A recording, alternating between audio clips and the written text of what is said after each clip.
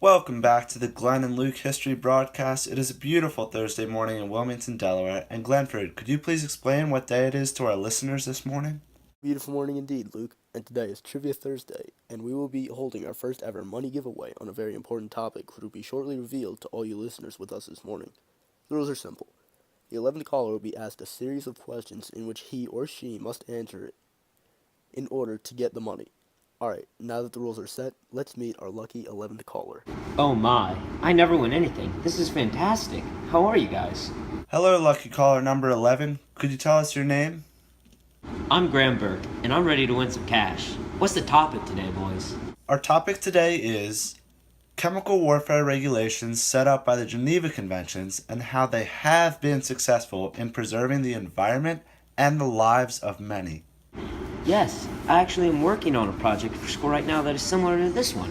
I should be able to get most of these. Best of luck to you, Graham. Now for your first question. This one is worth $10. Can you tell us what the first Geneva Convention protects? The first Geneva Convention protects wounded and sick soldiers on land during war, I believe. That is correct. This convention actually represents the fourth updated version of the Geneva Convention, and it contains 64 articles. It protects the wounded and sick, and also medical and religious personnel, medical units, and medical transports. Here's a little background information for our additional listeners this morning. The Geneva Conventions entered into force on October 21st, 1950, and ratification grew steadily through the following decades. Alright, your next question is worth $15. Chemical warfare has not occurred since World War One. Is this true or false? False. On multiple occasions, chemical weapons have been utilized. I remember that the United States used Agent Orange during the Vietnam War. And I think Saddam Hussein attacked his own people back in '88 during the Halabja chemical attack. Whoa, Graham, you're already up to $25.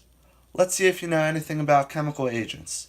For another $15, could you name a chemical agent and briefly describe what it does? That's easy. Mustard gas causes those who inhale it to experience a great deal of pain. Some people even experience temporary blindness, which, in my book, is not good. Once again, that is correct. Mustard gas also caused blisters which often became infected.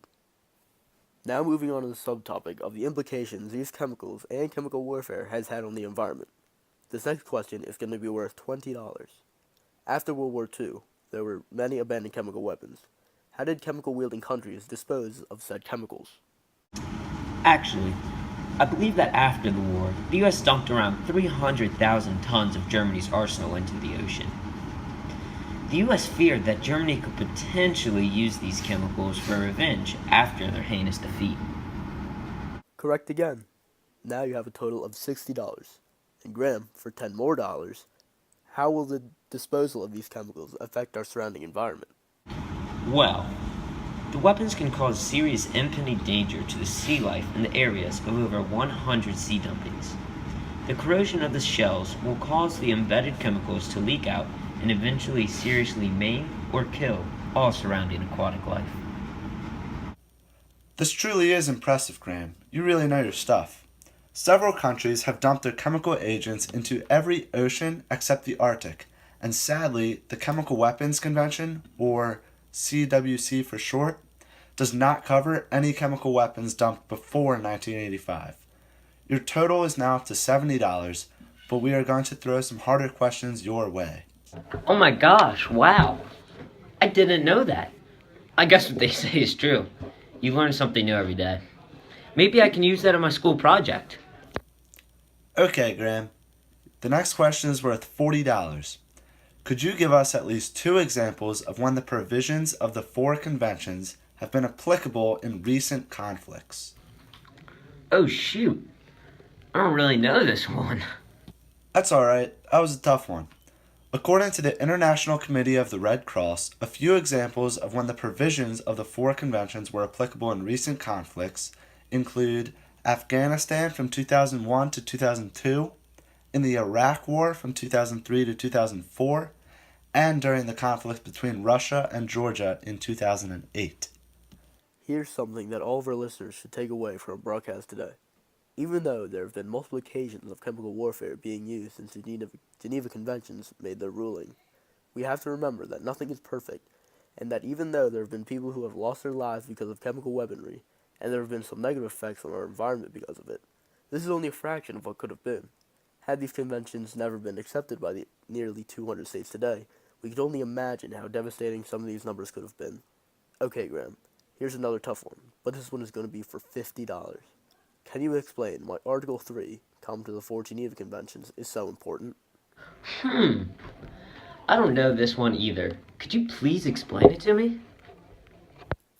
It marked a breakthrough, as it covered situations of non-international armed conflicts. This includes traditional civil wars and internal armed conflicts that may spill over into other states. Common Article 3 establishes fundamental rules from which no exemptions are to be made. This requires humane treatment for all persons in enemy hands, that the wounded, sick, and shipwrecked be collected and cared for, grants the ICRC the right to offer its services to the parties within conflict, and recognizes that the application of these rules does not affect the legal status of the parties in the conflict. To expand upon what Glenn just said, there are also additional protocols to the Geneva Conventions, mainly because the number of non-international armed conflicts and wars of national liberation grew in the 2 decades that followed the adoption of the conventions back in 1950.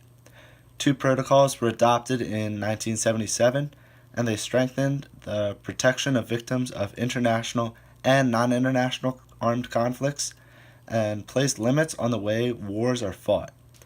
In 2005, a 3rd additional protocol was adopted, and it created an additional emblem, the Red Crystal, which has a similar international status as the Red Cross. Alright, that seems to be all the time we have for today. Graham, you did an amazing job and have earned a total of $70. Thank you so much for being a great contestant. Enjoy the rest of your day. Oh, Glenn and Stu, thank you for having me on and letting me win all this money. It's been a pleasure, and thanks for the opportunity. I'm rich.